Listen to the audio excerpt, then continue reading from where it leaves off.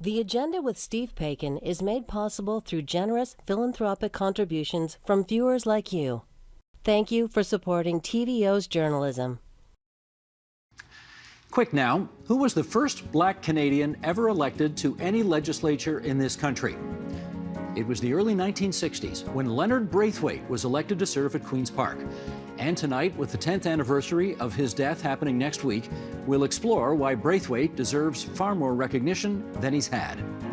Then, questioning who is remembered and memorialized is the subject of an exhibition at Toronto's Power Plant Gallery. We'll explore questions on what to do about those who perhaps don't deserve to be namesakes. It's Tuesday, March 22nd, and that's next on The Agenda.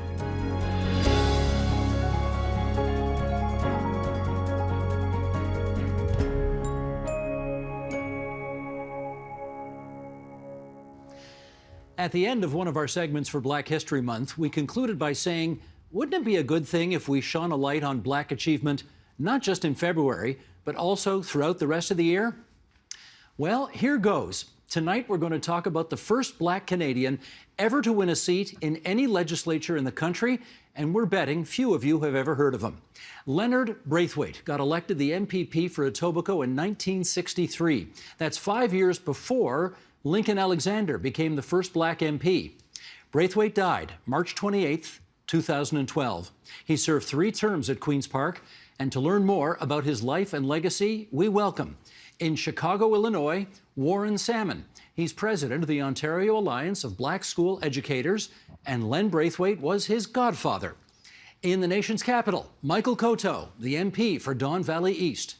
In Brampton, Ontario, Gwyn Chapman, whom Braithwaite mentored back in the day. She's an anti-Black racism advisor for the city of Brampton, communication specialist and motivational speaker.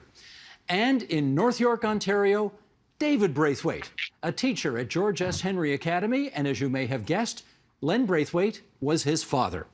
It's great to have you 4 on TVO tonight for a long overdue conversation about somebody who was a historic figure of great importance. Let's start with a little background, since as we suggested off the top, I suspect a lot of people have never heard of Len Braithwaite. So here we go, the graphic, please, Sheldon. Leonard Braithwaite was born in Toronto in 1923 to a Barbadian father and Jamaican mother. He served overseas with the Royal Canadian Air Force during World War II, had a BCom from the University of Toronto in 1950, an MBA from Harvard Business School in 52, his law degree at Osgoode Hall in 58, got elected 2 years later to be a school board trustee, then a town councillor from Etobicoke in 1962, became the MPP for Etobicoke from 63 to 75, and then made a political comeback as controller back in municipal government for the city of Etobicoke from 82 to 85. Now, Michael Coteau, I'm going to start with you first because, frankly, you're the guy who called me a few weeks back and said, here's a guy no one's heard of, and we ought to do a show on this. So you get the first question here, and I'm going to take you back to 2011 when you were one of 12 people of color elected to the Ontario legislature, 12 out of 107. And I wonder what you imagine it would have been like for Len Braithwaite to walk into that legislature in 1963, not 12, but one out of 108. What do you think? You know, when I used to walk the hallways of Queen's Park and you see these big murals of all these politicians and you see their pictures, and, you know, Mr. Braithwaite always stood out for obvious reasons. There was himself and a woman by the name of Pritchard. She was the only woman, he was the only person of color. And I used to just stop every time I walked by those pictures and looked at his face and thought the same thing, you know, what was life like for him? And I couldn't tell you, you know, because I didn't know him very well, what his life may have been like, but I could imagine. But I always knew walking by there that I had a lot to thank him for really not only breaking the barriers of politics in Ontario, but being the first Black Canadian in this entire country that really just made it possible for someone like me to be elected. And, you know, I'm very grateful for him. And in 2012, I gave a tribute to him in the Ontario legislature. And since that point forward, I've just been researching his life more and more. and really just recognizing his importance in Canadian politics. Just to be clear, you are drawing a line between his own election in 1963 and your election half a century later. You think you can make that direct connection? Well, think about it. After him, who was the next person elected, who was Black in Ontario? It was, I think in 85, it was Alvin Curling. And 20 years Alvin later. 20 years later. And Alvin Curling is the guy I go to for advice, because there's not many people, who are, Caribbean background, African Canadian, that have walked that pathway. So, Alvin talks about Mr. Braithwaite a lot, and I feel like I have a connection to him, even though it was way back in the early 60s and I was elected in 2011. Okay, Gwyn, I gather he was a mentor of yours back in the day. Maybe you could tell us how that happened. Well, I've always been very interested in service. I grew up in St. Lucia with a father who told us that we have to be our brother's keepers. So, we took that very, very seriously. And at the time, I was looking for people who I feel could inspire the next generation of leaders. And, I was at the time putting on a lot of sessions within the city, schools, churches, City Hall, and Queen's Park. And we were looking for our legends, our icons who've carried us, to this time. We wanted to make sure that we acknowledge them and that we got all the lessons that we could from them. And so, we, at the time, I met Leonard Braithwaite, Lincoln Alexander, the great Dr. Howard McCurdy, who was an incredible mentor of mine as well. And, what I felt my responsibility was to take these people's lives and put them forward so that others can be inspired, they could learn from it and understand the value of civic engagement, of political involvement, of voting. And so this is how I came across this wonderful man. And at the end of the summer 2020, they called it in Toronto at the time, the Summer of the Gum. I was looking for a way to inspire our community, to remind them that we come from a legacy of greatness, not only going back to the beginning of time, but we have greatness right here in Canada, great leaders. And so he was part of a session that we had honoring the icons, the legends who have paved the way for us. And so this was my first initial meeting with him. And he was so gracious, always very positive, and very willing to help in whatever way he could. So, we go a long way. I could talk a little bit longer about, his. Well, that's okay. We'll get everybody else in here as well. Sheldon, I'm just going to ask our director, Sheldon Osman, picture number 2, please, at the bottom of page 2. Let's bring that up right now. Look at that. This is the first time a Black man walked into the Legislative Assembly in the province of Ontario as an elected member of that assembly. This is back in 1963. And I want to bring Warren in at this point. Warren, you were his godson. How did that happen? Well, actually, my father, the late Dr. John Douglas Salmon, was born in the same year as Uncle Len. They grew up together in Toronto and downtown Toronto, one of very few Black families. And, these were really self-made men. I mean, they faced a lot of adversity growing up, but they both went on to do great things. And, so my dad, they were like best friends. And, So Uncle Len, I was fortunate that he was my godfather, and actually just came across some old 8mm footage of the christening when he became my godfather, in the early 60s. I'll date myself. That's terrific. Now, you called him, even though he was your godfather, you called him Uncle Len, is that right? That's right, yeah. Okay. Always Uncle Len. Uncle Len. And did you ever go down to Queen's Park and see him do his thing? I think it went maybe once or twice. I was just so proud to see him sitting, in the legislature, and just he was, he kind of stood out, but he, always was, very strong. He wasn't intimidated, and he was always, very humble, and very, level-headed and stuff. David, I've purposely left you for the end because I wanted you to hear what everybody else had to say first. But you're the guy here, of course, who didn't call him uncle. You got to call him dad. And I wonder at what point in your life did you come to understand that he wasn't like everybody else's dad, that he actually had this historic part in the story of our province? Well, you can appreciate, I was fairly young when he got to the Ontario legislature. And we were talking last week, Steve, about, well, did you go down and what did you do and all this sort of stuff. And he used to take my brother and I down, a couple times a year or whatever, to get our haircuts. And that was a big deal to me. You'd get a haircut and you'd have a free lunch and then back to the house sort of thing. But it really didn't not so much hit me, but obviously later on in life, when you take your father or your late father to all these different functions, and he's getting all these awards and this and that for being the first person to do this and all that sort of stuff, right? So it wasn't really until probably my late teens where it actually started to sink in that what he did was not only special, but not only helped himself, but helped the community and others around him. Did you ever have, David, the conversation with him which went something like, hey, Dad, what was it like being the only black face in that whole chamber? Well, the one, I had many conversations with my father. Usually it was before I went up to the cottage to go cut grass for 12 hours. But anyways, I can't count on one hand him ever complaining about him being the only person. I don't know. It took a lot of fortitude to do that. And as I say, put your tail between your legs. And my dad, that's what he did.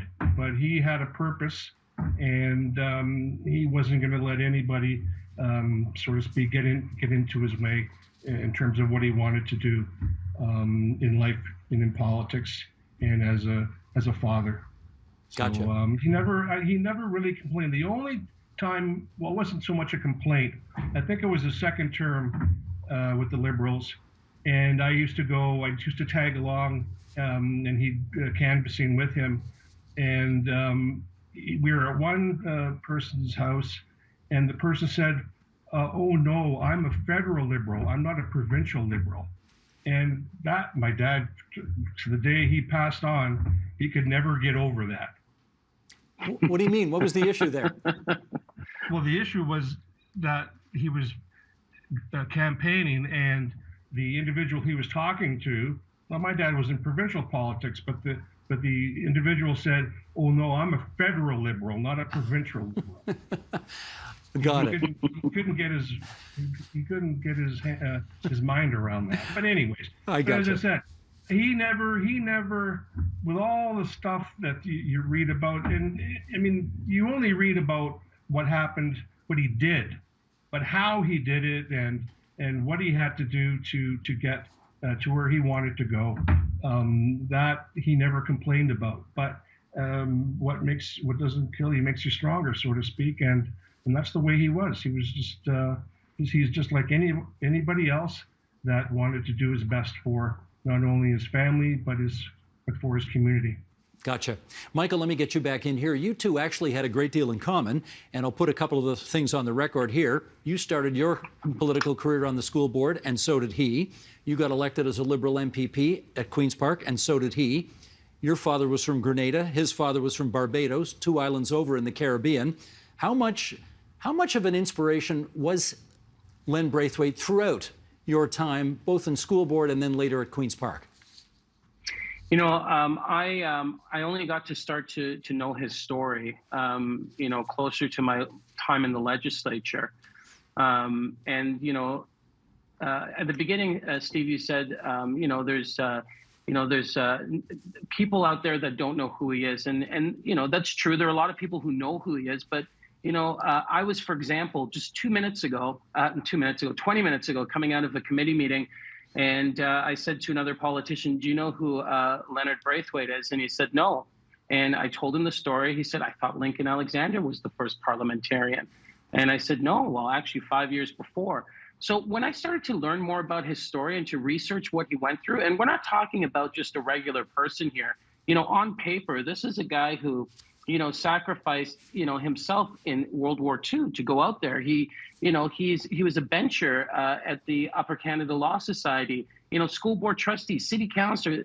lawyer, Osgoode Hall graduate. You just keep naming it, just doesn't stop. This is an extraordinary individual. But out of all the stories I've read about him, how he got into the Air Force by going down week after week, month after. He went down to Wellesley and Bay Street constantly and was rejected for a long time. I think it was over a year. He was constantly rejected. Then he bumps into a new recruiter. So the old guy got replaced, and it was a Ukrainian guy. And he says this, it was a Ukrainian guy who says, we've gone through the exact same thing in Western Canada. We were rejected from the army. And he stamped his paper, let him in. So this is a guy who just kept trying. And I think there's a beauty behind his story, that he didn't let anyone define him.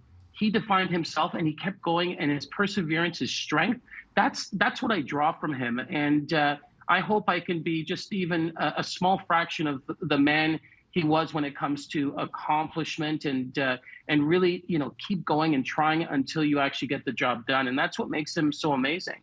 Gwyn, it's interesting. You would think that the story of the first black man ever to be elected to Queen's Park would be, as Michael Coteau just suggested, a much bigger deal, and that more people would know about it. It's good that we know the story of Lincoln Alexander now, or that more people know the story, but we need to know about Len Braithwaite as well. Why do you think many fewer people know about his story?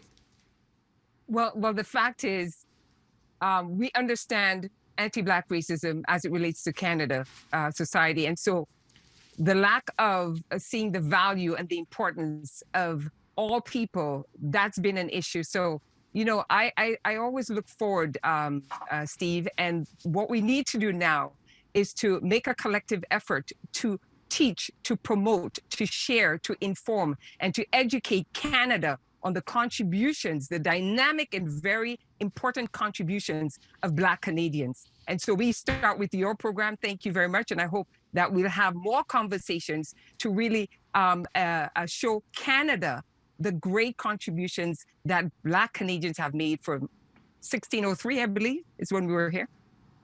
Okay, well said.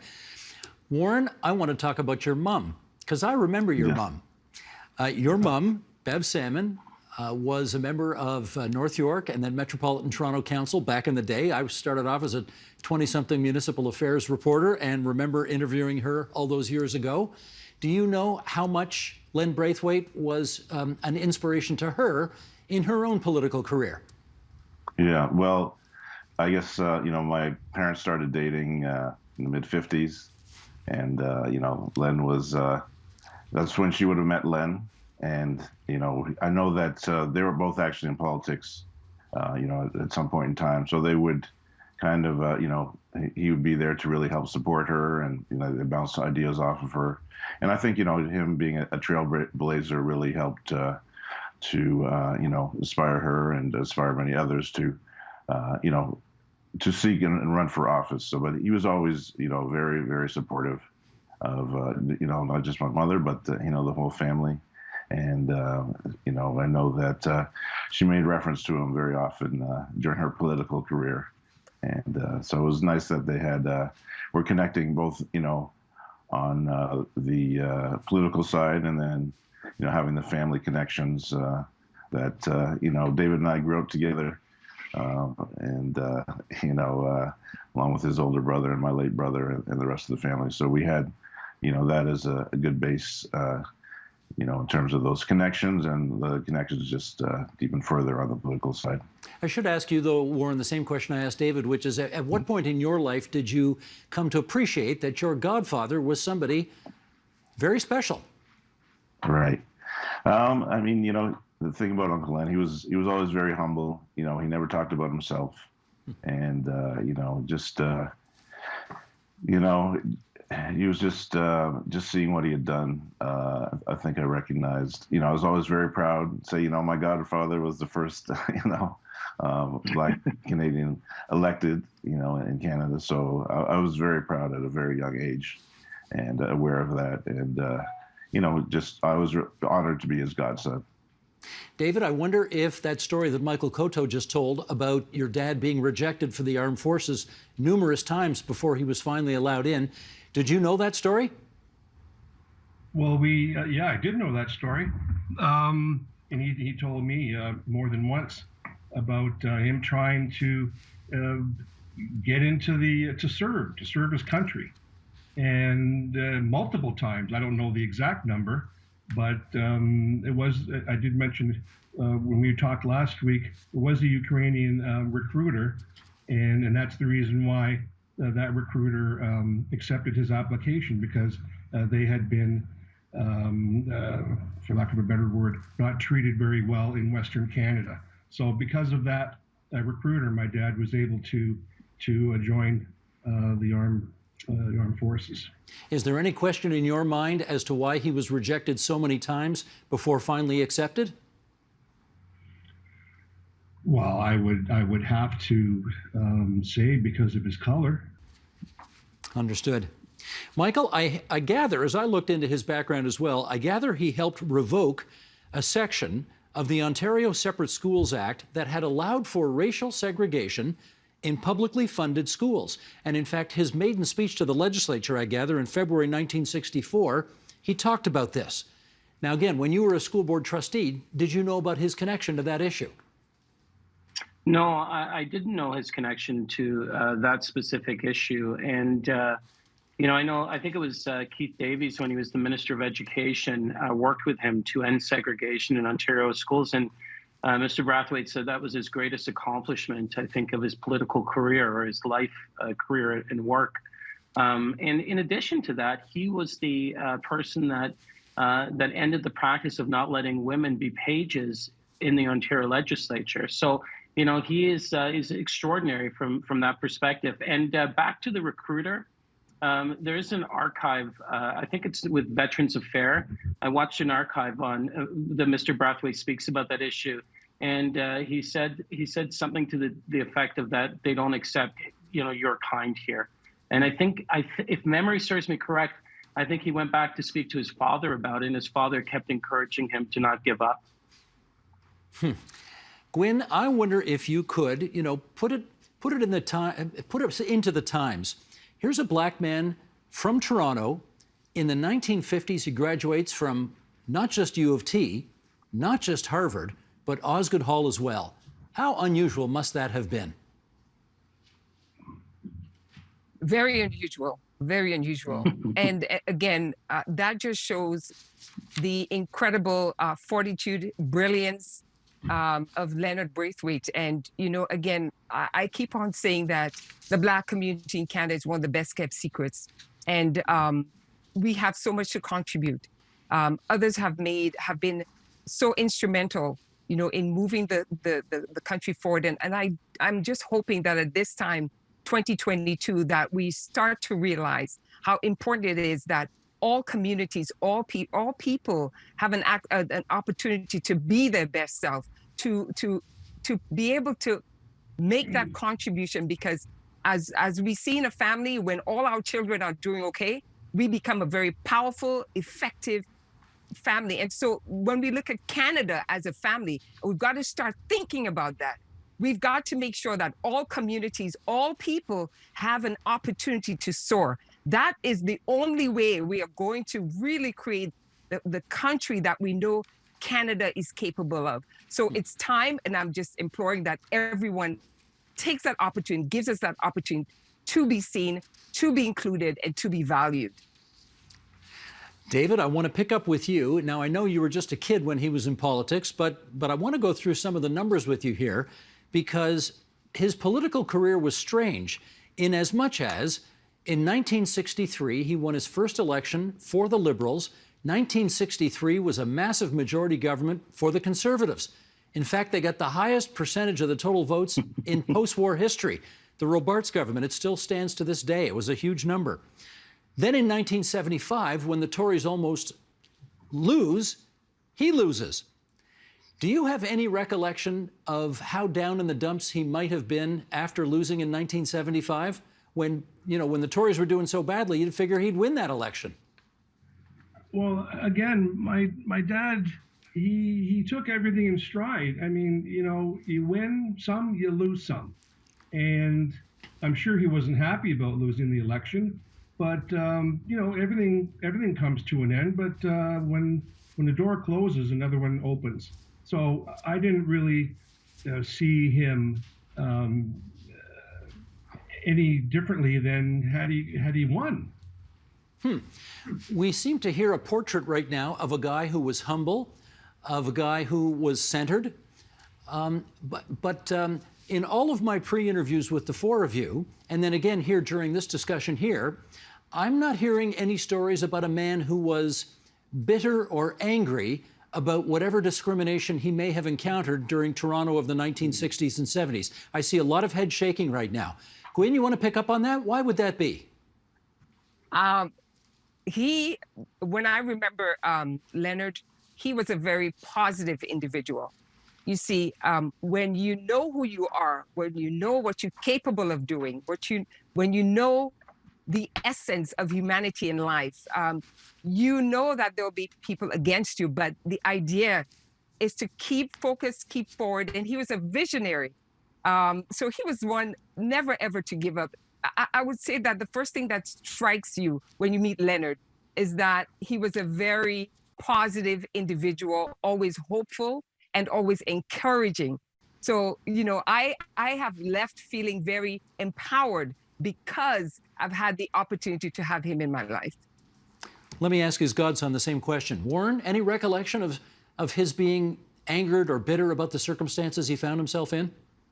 No recollection. But actually, my mother was telling me about in the 50s when he was at U of T. You know, I think he was walking down University Avenue, and he got stopped by the police. You know, asking him what's he doing there. You know, something that you know happens to this day. But you know, he just took things in stride. He made the choice not to let things get him down, and to you know, really keep on his path. So again, I never saw him complain. I never even saw him get angry. You know, in all the years that I knew, he was always very. I mean, I'm not sure if David can make reference other references, but he was always very positive. You know, even keeled, and you know, very supportive, and always, you know, just had nothing but positive things to say. You know, he was very supportive of, you know, my businesses and stuff. And he said, "Well, you're my godson. I got to give you some, you know, free legal advice." And actually, you know, I'd started a network called First Fridays, and back in the 90s, and another group started one, you know, shortly thereafter. And he gave me advice that allowed me to prevail, and you know, so that continues on to this day. And you know, thanks to his advice.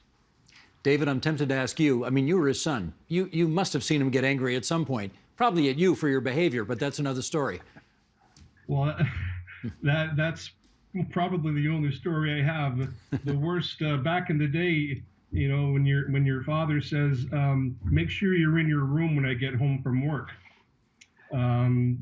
That's not a good day for you. So he straightened out things pretty quickly back in the day. That was before child services, but you know, they'd step in and all that. But anyways, joking aside, I'm serious. I've never really seen him get angry. It just wasn't part of his DNA.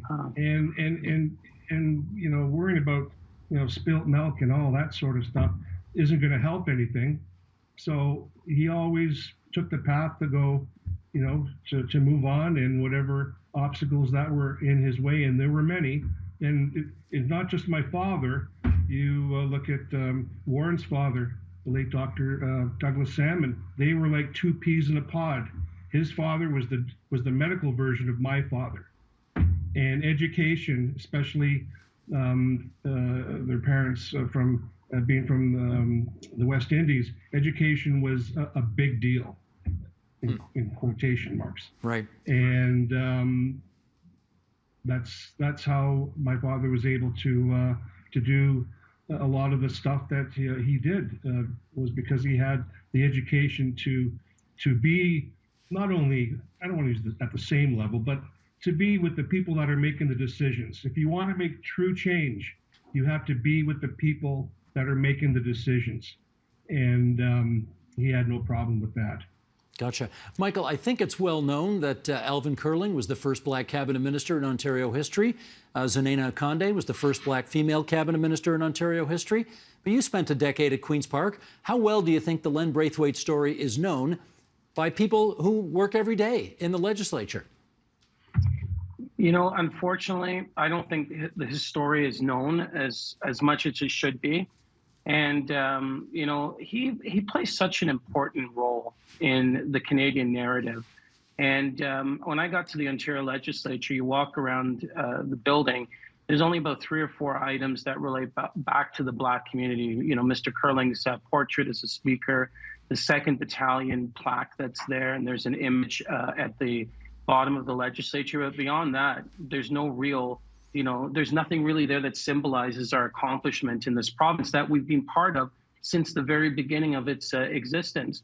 You know, I would go as far to say, you know, today that there should be either some type of, symbol symbolizing what he was able to do. You know, either a statue, a plaque, something symbolizing his story.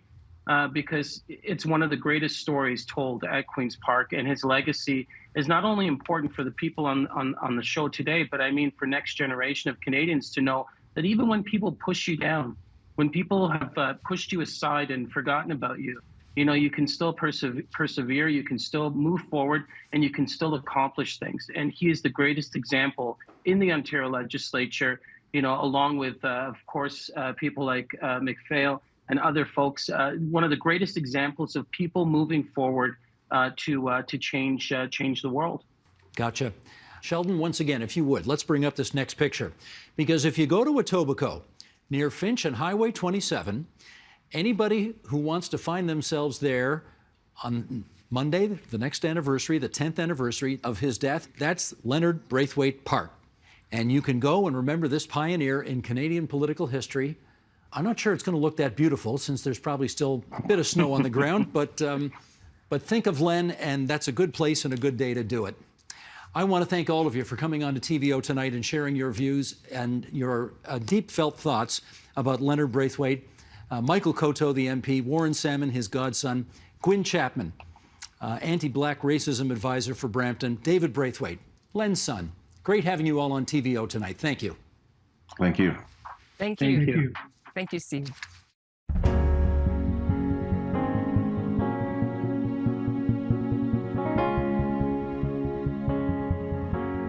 For the past few years, societies have been rethinking some of the names that are on prominent buildings or what statues or monuments we should admire. There's a museum in Toronto called the Power Plant Contemporary Art Gallery that currently explores those questions with an exhibition called You Name It. It focuses on 80 geographic locations all over the world, including 7 in Canada, named after the 19th century Swiss-born American scientist Louis Agassiz. While Agassiz may have been considered brilliant in his time, he was also apparently quite a racist, particularly about African Americans. To discuss the exhibition and the questions it poses, we welcome, in Helsinki, Finland, Sasha Huber. She is the artist responsible for the You Name It exhibition. And here in Ontario's capital city, Gaetan Verna, director and artistic director of the Power Plant. And it is great to have you two on our program tonight. Sasha, I had a chance, Gaetan would know this because I was with her just a few weeks ago. I went down to the Power Plant. I saw the exhibition. It's really fantastically done.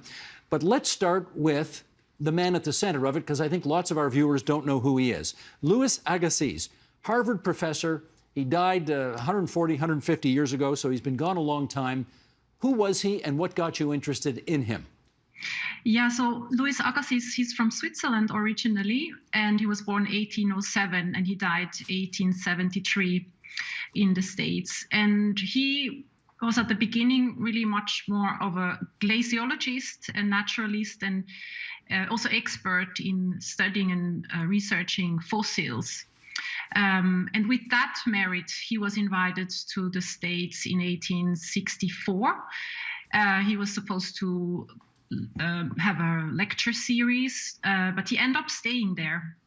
So he moved to Boston and stayed there and started also a new family.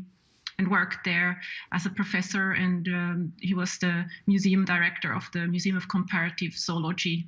And that is how he saw Black people and developed in becoming one of the most influential racists of that time. And how did you get interested in him? It was actually 2005 where I read a book about Swiss involvement in slavery and slave trade by the historian and activist called Hans Fassler.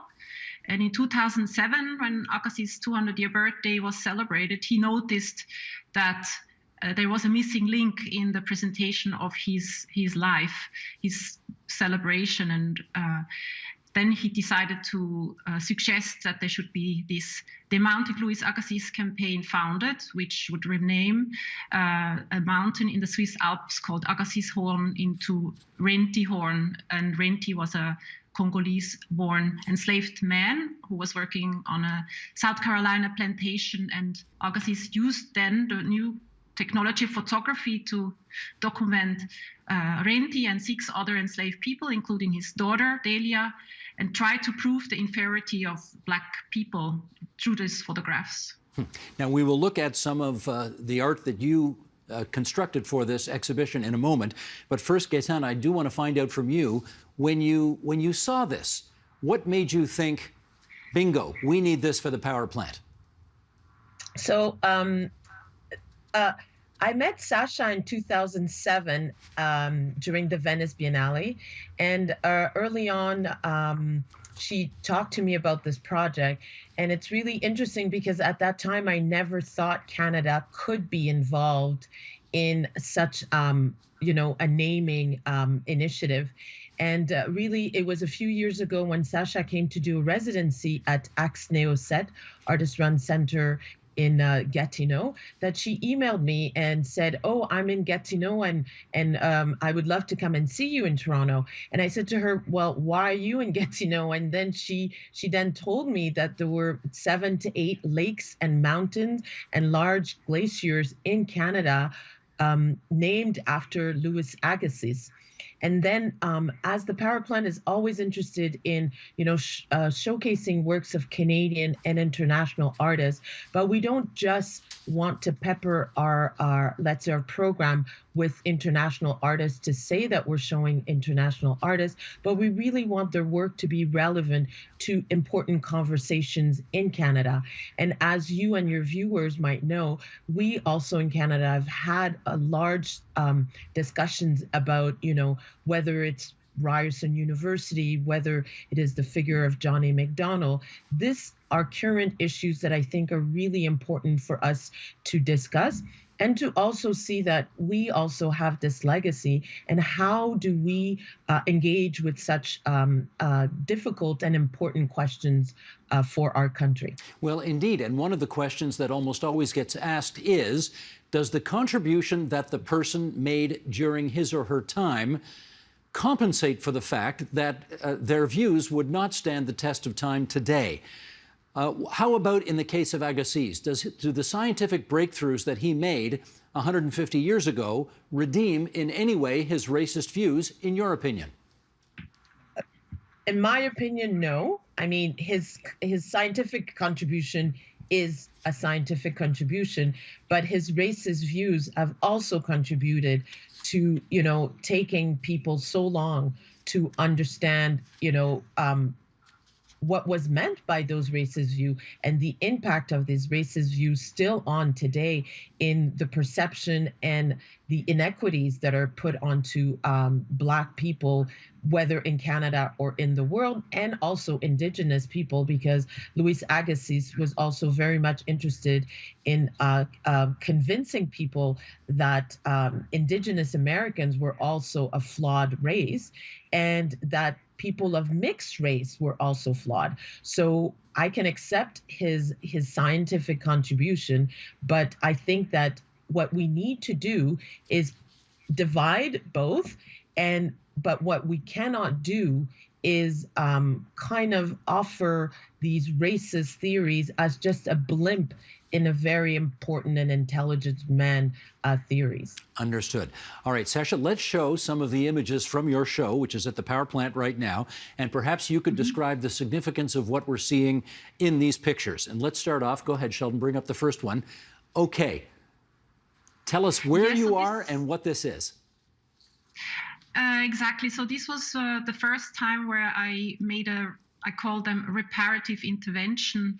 And it was so that I was invited to be part of the committee, transatlantic committee demanding Louis Agassiz. And that's how I got engaged in this more deeper and felt I want to do more than just give my name to support this renaming idea, but I want to actually do something. So that's how I started to think, what can I do? And that's how I decided to go to the mountain with this new name sign and ram it into the peak of the Agassiz horn and make it happen. Even it was a symbolic gesture.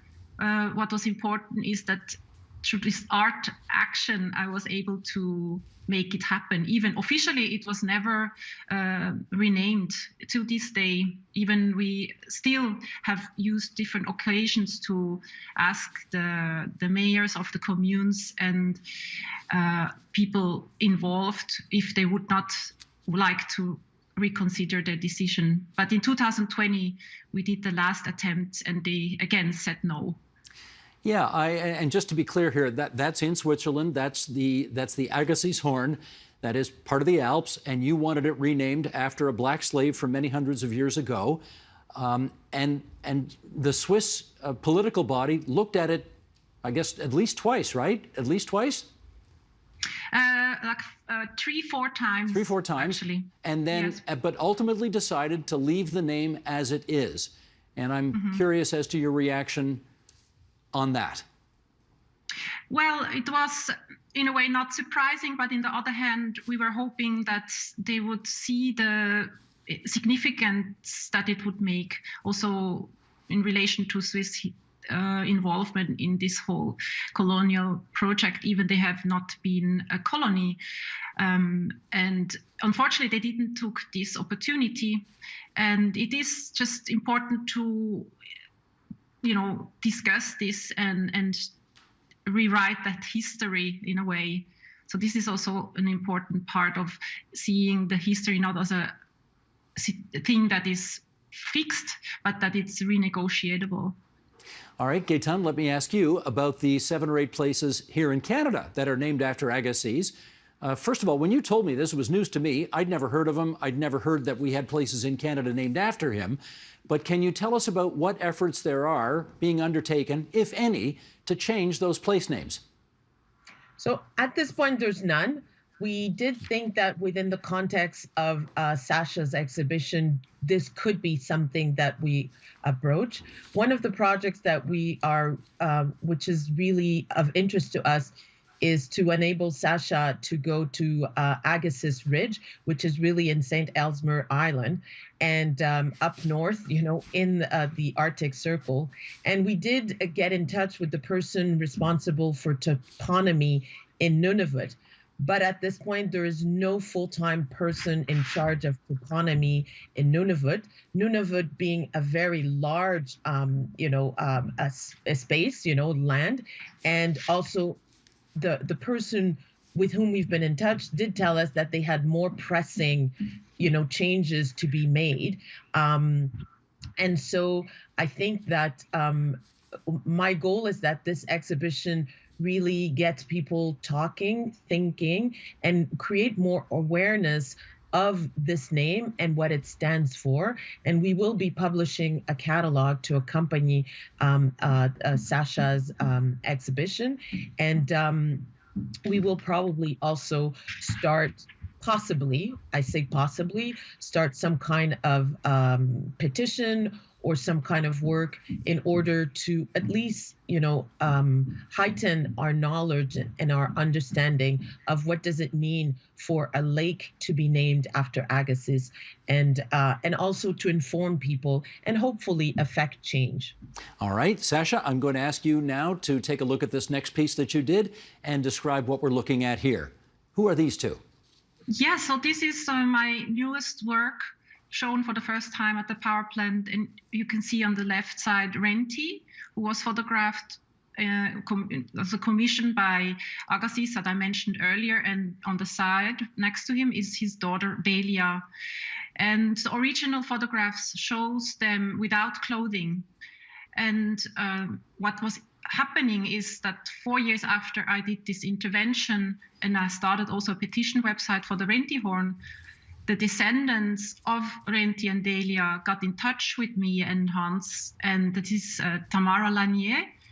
And this was really incredible, because I did think, who is alive today who is related to these people? And it would have been impossible for me to find them, but they found us. And Tamara has been able to give him his humanity back and tell that, for instance, Renti, he was a spiritual person. He was able to read, and he was able to teach this also to his children, which was, as you know, slaves were not allowed to read and so on.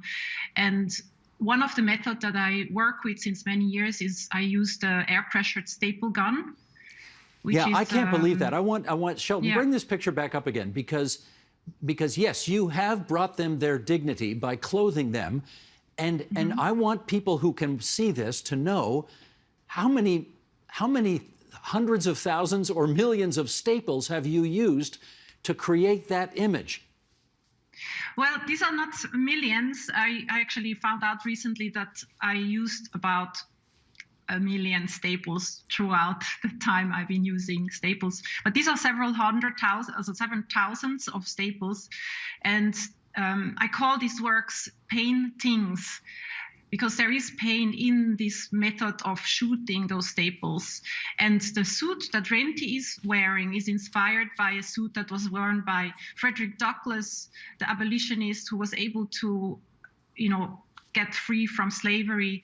And the dress of Delia is inspired by the dress of Harriet Tubman, who as well was able to become free. And they were not able, Renti and Delia, they were not able in their lifetime to become free. And what Tamara Lanier is at the moment doing is to try to gain their freedom through a freedom suit that is currently ongoing. Right. Okay. And the work, which is important to say, I just wanted to mention, the work is made for Tamara. So at the end of the exhibition tour, the work will go to her home, and it's a gift to her and her family. And remind everybody, Tamara is who? Tamara Lanier is the descendant, is the great-great-great-granddaughter of Renti. Amazing. And you have all come together in 2022 in North America. How many descendants, 4 or 5 generations later? Maybe more, actually. That's from Tamara's family. There are not so many descendants, but we met last time 2017, and then in 2019 again, and we've been in touch since. And yeah, there is more to say about this really situation that I couldn't anticipate at the very beginning when I started this work. Right. Okay, let's see more of your work here. Sheldon, if you would, the next one. Okay, Gaëtan, what are we looking at here? So we're looking at a portrait of Matthew Henson, who was an African-American man who was also an explorer and who was part of the expedition that went to the North Pole. But of course, Matthew Henson being a Black man and reportedly being the first one to step on the North Pole, it took so many years for him to be recognized. And it was always the white individual who was leading the expedition who was put on the forefront. So this continuous erasure of Black people.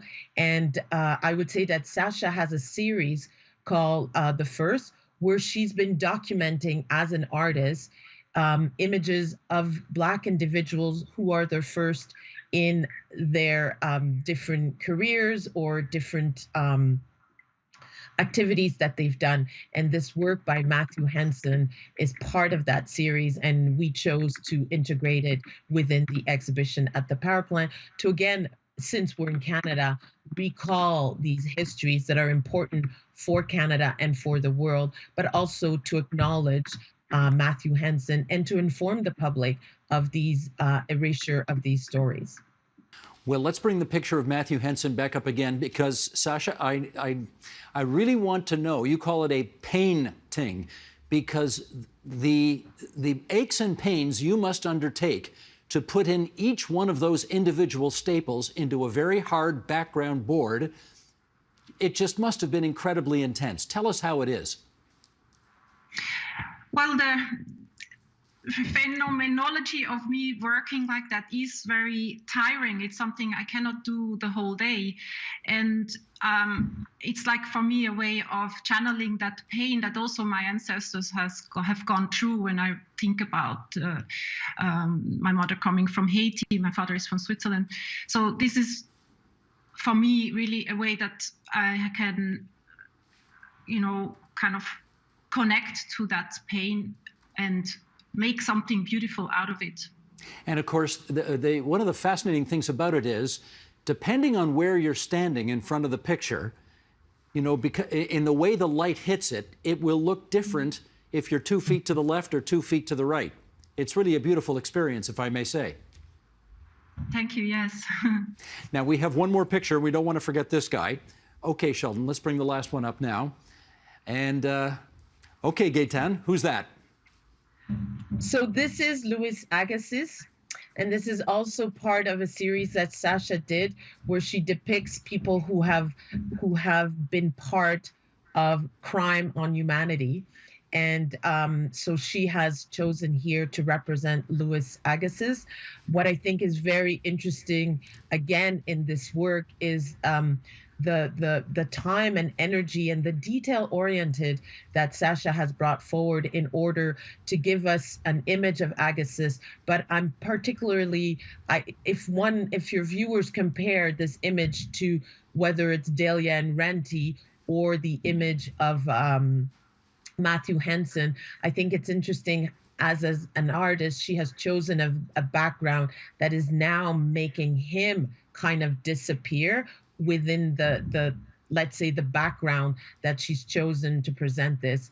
And I think it's also important not only to name him, but to show his face and to put him in the series that Sasha has been developing over many years. Okay, let's see it again. And then, Sasha, maybe you could describe for us what were you thinking in terms of how you wanted to depict this man, who, of course, has become notorious through history now? Yeah, so actually this portrait is from 2008, and it connects to the very first portraiture series I made in 2004, which was called Shooting Back, Reflection on Haitian Roots. And so this is basically shooting back on to Louis Agassiz. So at the beginning, when I started to work with this method, it was for me like, because the staple gun is like a weapon, really. So for me at the time, it was a way of reacting to an unjust history. So I was like shooting back and in that sense, defending people that were affected negatively by him and people that I was portraying earlier. But then I realized pretty soon that I actually don't want to use my energy to portray people like Agassiz or Columbus, whom I also portray. And instead, I prefer to use my energy to highlight histories of persons like Renty and Delia and Matthew Henson and others. So the method of stapling shooting became a way of stitching wounds together. So that's how I twisted this meaning for why I work with these staples. Understood. And Gaetan, just finally, tell us, how long is the exhibit going to be at the power plant? It's going to be at the power plant until May 1st, and we're open from Wednesdays to Sundays from 10 a.m. to 6 p.m. And I also want to say that one thing that is really important in Sasha's work is that through the work that she's doing, she's also highlighting the role of photography as an arm of colonialization, of racism, as let's say, something that was used as an instrument to depict Black people and Indigenous people in a very bad way. And through her work, and I would say, especially when we think of the tailoring freedom, one thing that I want viewers to know is that Frederick Douglass in the 19th century was the most photographed person on earth at that time.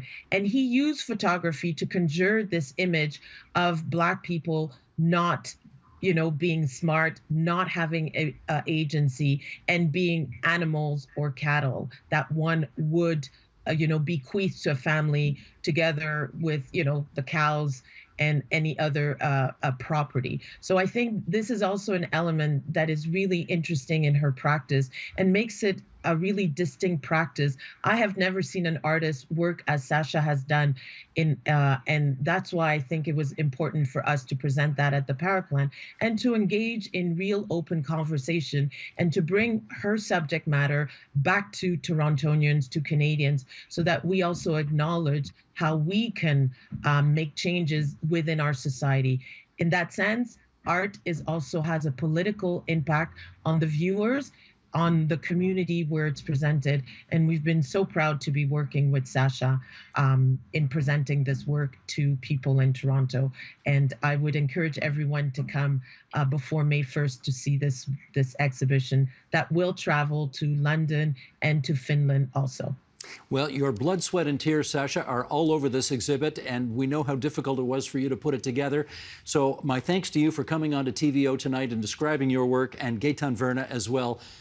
You, of course, the artistic director of the Power Plant, for sharing your time with us tonight as well. Thanks to you both.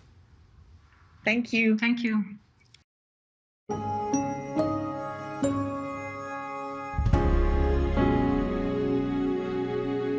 And that is the agenda for Tuesday, March 22nd, 2022.